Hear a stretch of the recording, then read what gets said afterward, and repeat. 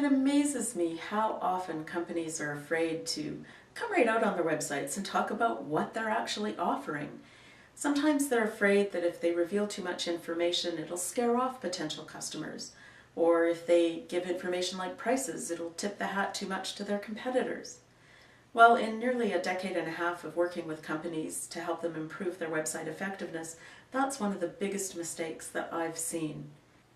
My name is Tema, and in this video series, we're talking about some of the website basics that might be missing from your site and preventing it from being more effective.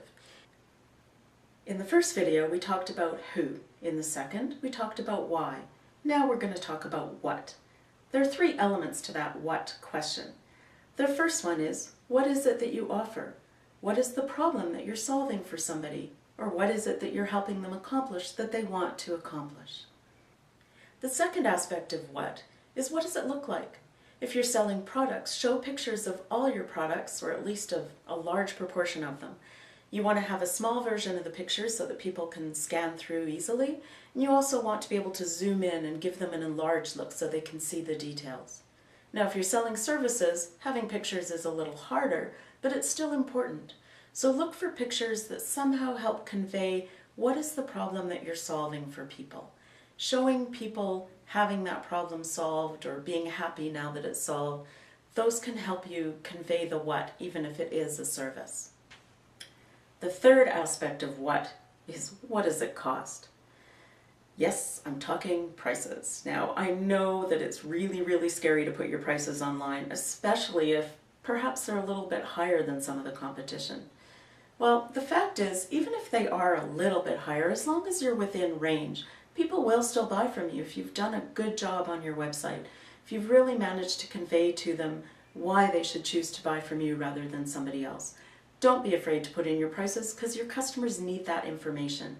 If your prices are too high, they're not going to buy from you anyway. But if they're within range, that is information that they need to know. If there's a wide range of prices for your products or services, help explain to people why there is that range and maybe give them some endpoints for what that range might be. For example, with Web Mystery Shoppers, our projects can range from a couple of $100 to tens of thousands of dollars. Now that's a huge range, but there are variables that go into it. The number of testers can be as little as 5 or as much as 300. We have to pay each of those testers, so that'll affect your price. What kind of testers you want? We have to pay more if we're trying to get doctors to test your site than if we're just trying to get anybody off the street. There are a whole bunch of other variables that can affect it. How many tasks you want them to do? How complex are those tasks? So by explaining what affects the range of prices, it helps people get a grip on why you're charging what you're charging, and they won't feel as uncomfortable and won't feel that you're just trying to rip them off. So now I've got a what question for you to answer. What's holding you back from putting the what questions on your website if you haven't done so already? Why don't you comment below and let me know what are some of your fears about doing that.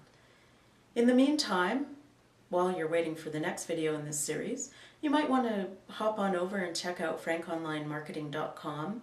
There's a link there to our weekly podcast where we interview companies that are succeeding online and they talk about what they're doing that's making that successful. You can also check out our newsletter. It only comes out about every 2 weeks, so I don't bombard you, but it's filled with other tips like what you're getting in this video that can help you with your online marketing. And of course, you can download the W5 website checklist. You'll find the link to that on this page.